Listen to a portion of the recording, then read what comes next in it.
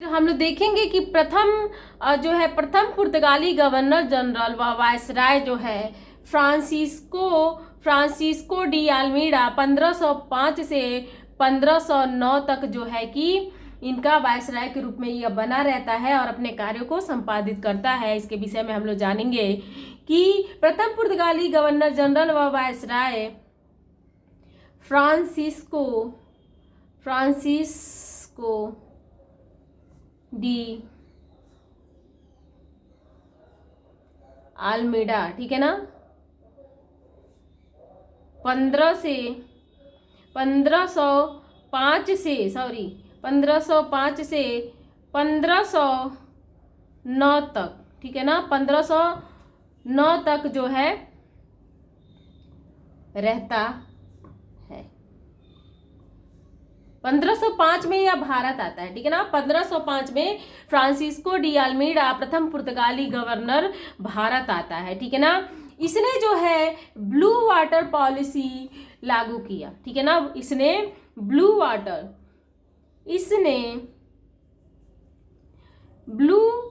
Water policy लागू किया, ठीक है ना। इसने ब्लू वाटर पॉलिसी लागू किया जिसे शांत जल की नीति के नाम से जाना गया। शांत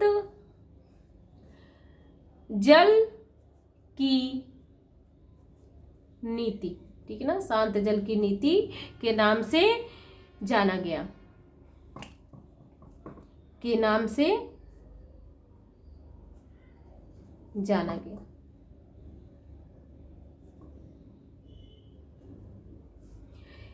इस नीति को ही प्रभावी बनाने के लिए इसने 1505 में अंजादीवा, कन्नूर व किलवा में किले स्थापित किए, ठीक है ना। इस नीति को, शांत जल नीति को जो है प्रभावी बनाने के लिए अंजादीवा, कन्नूर व किलवा में जो है यह किला स्थापित करता है।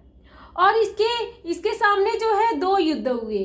पहला है चौल युद्ध, पुर्तगालियों का चौल युद्ध, ठीक है, जिसमें जो है गुजरात व मिस्र के संयुक्त बेड़े को अल्मीडा को मतलब गुजरात व मिस्र के, ठीक है ना, गुजरात चौल युद्ध में गुजरात व मिस्र, ठीक है ना, गुजरात व मिस्र के संयुक्त बेड़े ने अल्मीडा को पराजित किया और अल्मीडा का पुत्र इसमें मारा जाता है, ठीक है ना। इसमें पुत्र मारा जाता है। कौन पराजित करता है? गुजरात व मिस्र के संयुक्त बेड़े ने अल्मीडा को पराजित किया व इसके पुत्र को मार दिया। अब ये शांत क्यों बैठने वाला है, ठीक है ना। तो उसके बाद से जो है 1509 में दीव का युद्ध होता है, गुजरात व दीव का युद्ध, ठीक है ना, 1509 में, ठीक है ना, गुजरात व मिस्र के संयुक्त बेड़े से ही, ठीक है ना, जिसमें जो है इसने गुजरात व मिस्र के संयुक्त बेड़े को हरा करके जो है तहस नहस कर दिया, ठीक है ना। और दीव का युद्ध, इसमें जो है इसमें अल्मीडा जीत जाता है, ठीक है ना। और इस विजय के फलस्वरूप जो है इस एशिया में ईसाई जगत की इस विजय के फलस्वरूप एशिया में ईसाई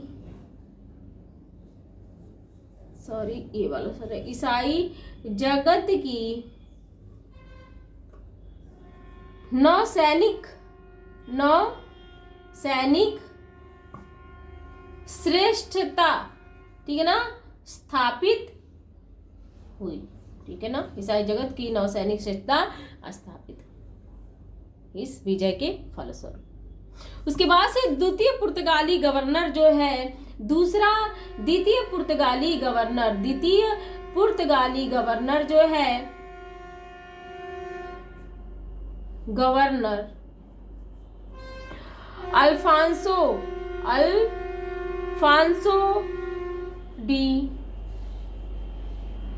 अल्बुकर्क, ठीक है ना, अल्फांसो डी अल्बुकर्क आता है, ठीक है ना। 1509 से 1515 तक, 1509 से 1515 तक, ठीक है।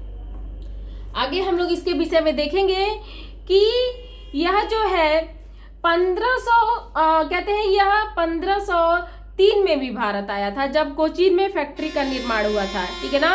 और 1506 में भी भारत आया था यह, ठीक है ना। ये इसके 2 बार भारत आने का संकेत प्राप्त होता है। उसके बाद से ये अपने साथ बारबोसा नामक एक व्यक्ति, जिसके विषय में आप लोगों ने सुना होगा कि यह अपने साथ रखता था, बारबोसा नामक एक व्यक्ति को, जो इसका दुभाषिया था, ठीक है ना, ट्रांसलेटर।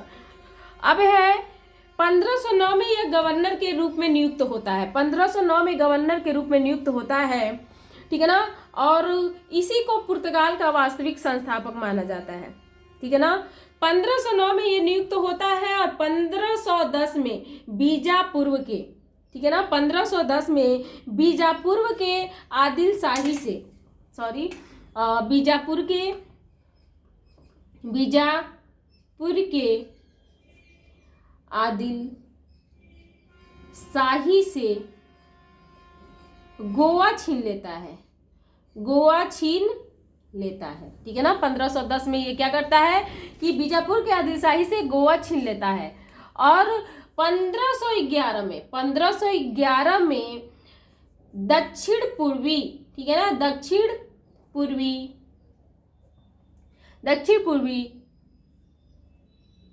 एशिया, ठीक है ना, दक्षिण पूर्वी एशिया की व्यापारिक मंडी मलक्का पर भी अधिकार कर लेता है, ठीक है ना।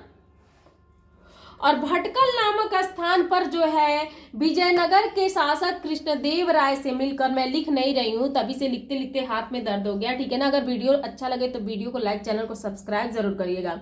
यह भटकल नामक स्थान पर विजयनगर के शासक कृष्णदेव राय से मिलता है और जो है उनसे किला बनाने की अनुमति जो है कि प्राप्त कर लेता है, ठीक है ना।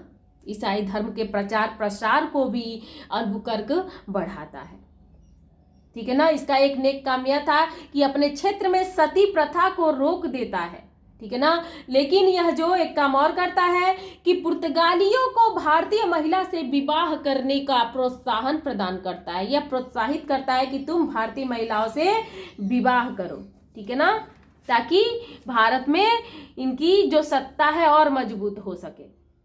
यह अल्बुकर्क जो था वह मुसलमानों को बहुत तंग करता था।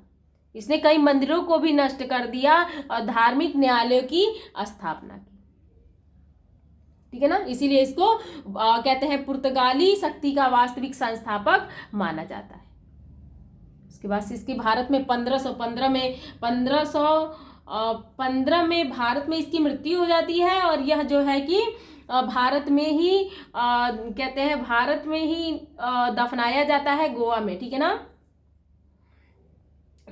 उसके बाद से हम कहते हैं 1515 के बाद से 1524 में वास्को डी गामा आता है और ये भी वायसराय के रूप में आता है और कोचीन में इसकी मृत्यु होती है। सेंट फ्रांसिस चर्च में इसको दफनाया जाता है। आगे हम लोग देखेंगे कि 1539 में इसका अवशेष वास्को डी गामा का पुर्तगाल भेजा जाता है और लास्ट, ठीक है ना, लास्ट वायसराय जो है पुर्तगाल का नीनो द कुन्हा, ठीक है ना, नीनो द कुन्हा रहता है, ठीक है ना, नीनो द कुन्हा 1529 से 1538 तक, ठीक है ना। यह कोचीन में अपना मुख्यालय जो है, इसका कार्य जो रहता है कोचीन से मुख्यालय गोवा ले जाता है, ठीक है ना, गोवा ले जाता है और गोवा को अपनी राजधानी के रूप में प्रतिस्थापित करता है। इसके बाद से हम लोग देखेंगे कि पुर्तगालियों ने भारत को क्या दिया, क्या प्रोवाइड किया। तो पुर्तगालियों ने भारत में जो है सबसे पहले प्रिंटिंग प्रेस की शुरुआत की, ठीक है ना। भारत में 1554 में प्रिंटिंग प्रेस की शुरुआत हुई और इन्होंने जो है भारत में काजू, बादाम, आलू, अनानास, तंबाकू, मक्का, मूंगफली की खेती भी पुर्तगालियों के आने की वजह से भारत में संभव हो पाया। तो ये रही पुर्तगालियों की देन, ठीक है। तो अगर ये चीज़ें जो है भारत में पुर्तगालियों का आगमन आपको समझ में आया हो सही रूप से, तो फिर आप चैनल को सब्सक्राइब और वीडियो को लाइक ज़रूर करिएगा। बहुत मेहनत लगा है वीडियो बनाने में। Thank you very much.